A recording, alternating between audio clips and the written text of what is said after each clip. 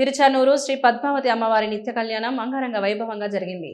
వేద పండితులు వేద మంత్రోచ్చరణల నడుమ శాస్త్రయుక్తంగా నిర్వహించారు. భక్తులు భక్తి శ్రద్ధలతో కళ్యాణం వీక్షించారు. విద్వాన్ దర్శ పూర్ణమాసావితి దర్శ పూర్ణమాసౌ యజతే దేవానాం ఏవా విక్రాంతిమితి విక్రాంతిం అనువీతి క్రమతే ఏషః వై.